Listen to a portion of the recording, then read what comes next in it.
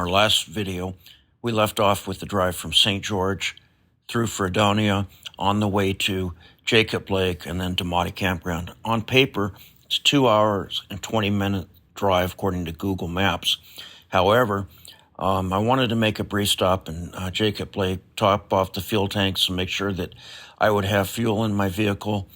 Also, I wanted to visit their restaurant there and have breakfast and then get on to my campground. The whole goal was to get there early enough that I could have a whole day of viewing at the north rim of the Grand Canyon. However, that really didn't happen according to plan. I was already starting to get some drifting snow, just where it had snowed the night before, and then the wind would blow that across the road.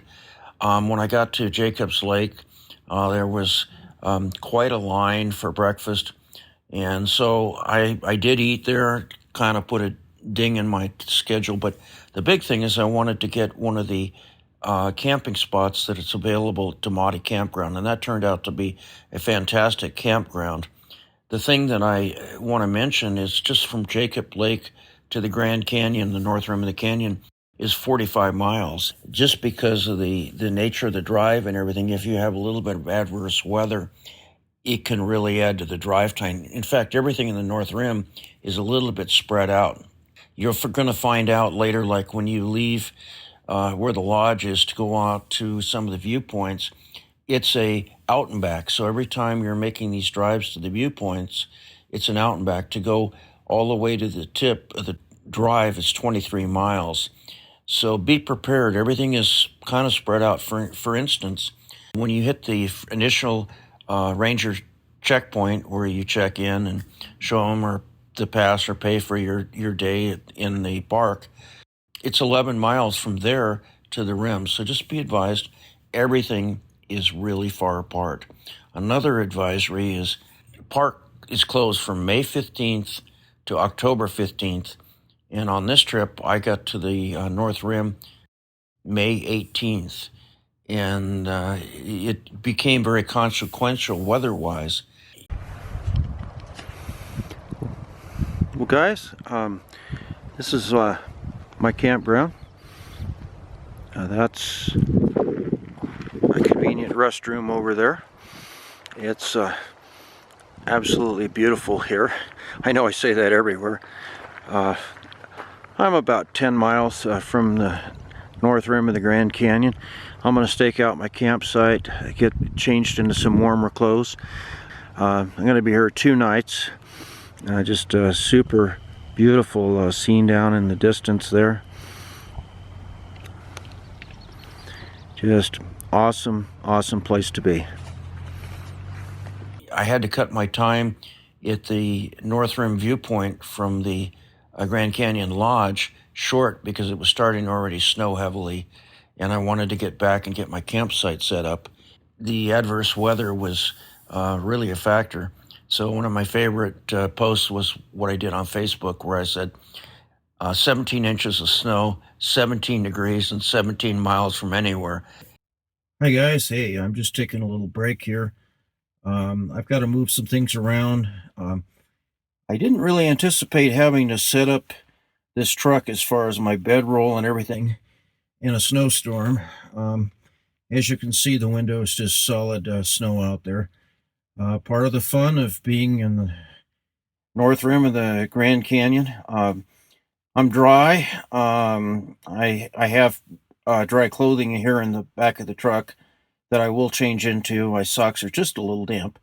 I'll see how it goes if they dry out over the course of the next hour or so, but the cardinal rule is no wet clothing.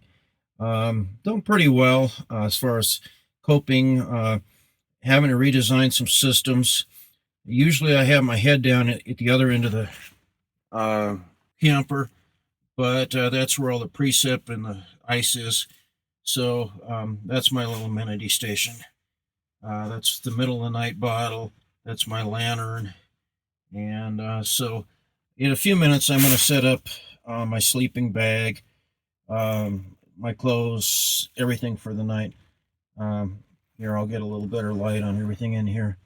And apologize for shooting down middle of my legs there, but it is cozy back here, and that's actually pretty comfortable.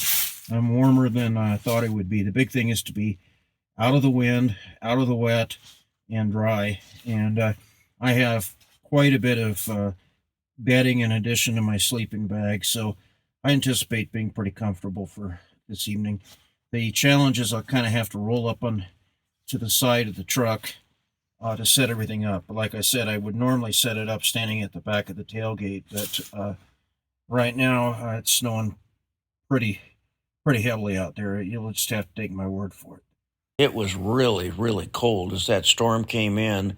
The wind chill dropped down probably into the single digits. It really was 17 degrees, and that's something that I want to mention is with the wind and the weather up in the North Rim, please bring warm clothing.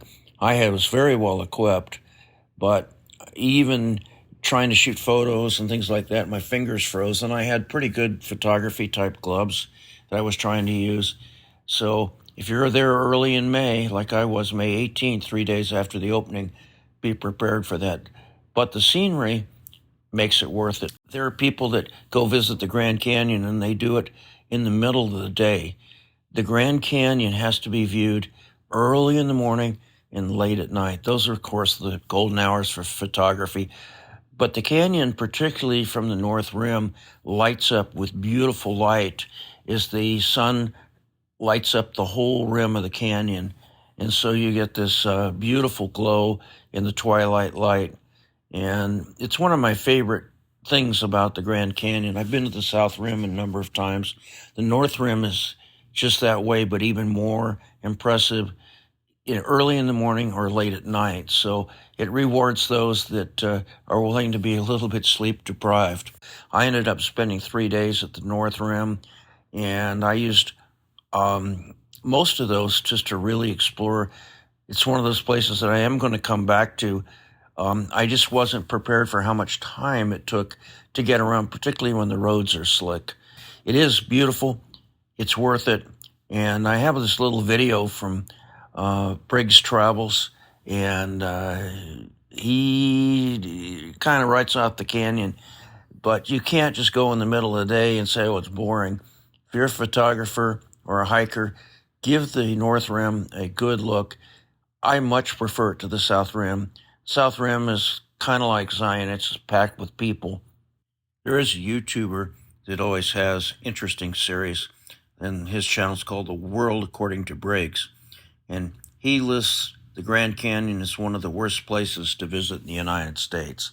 I'm going to play an excerpt from his video discussing the Grand Canyon.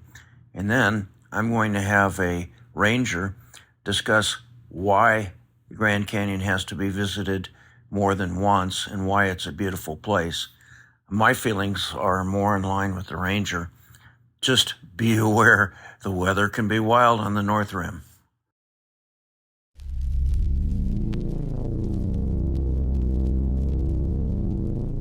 Number 7, the Grand Canyon, Arizona. The first thing you have to understand about the Grand Canyon is it's not in Colorado. Believe it or not, a large amount of this country and the world, for some reason, probably because the Colorado River runs through it, think that the Grand Canyon is in Colorado. No, not at all. Colorado is actually over a 3-hour drive away from what can be considered the beginning of the Grand Canyon. One fine spring morning, I took that 8-hour drive to the Grand Canyon from Los Angeles, and I have to admit, I was blown away by its majestic beauty. It is so big, it is a little mind-blowing, but that wears off about 10 minutes after you get there. You find yourself staring at a giant hole. It's filled with rocks, dirt, and the occasional bush. I wandered around and watched people from Iowa melt in the Arizona sun. You can spend some money and take a really nauseating trip to the bottom of the Grand Canyon. The only thing you did was change your view from looking into a hole from looking out of a hole. And I thought to myself, this must be what it's like to be buried. Why do people say it sucks? Because it's only cool for like 20 minutes. Tourists started visiting the Grand Canyon in the late 1800s, and the Grand Canyon was established as a park in 1919 when Woodrow Wilson was president. The Grand Canyon disappoints about 5 million people a year. We hear from visitors all the time about how they come to the North Rim over and over again. It's one of those touchstone places. And when you think about all of the reasons why we have national parks, the North Rim is the quintessential example of everything that makes parks special. You have incredible scenic beauty, you have naturally functioning ecosystems, you have wildlife, but more importantly, there's something about the North Rim that just invokes that sense of solitude and serenity. This is a place that invites you to slow down, to ponder, to feel your own innate creativity, and to just fall in love with landscape. It's a place that worms its way into your heart and never leaves.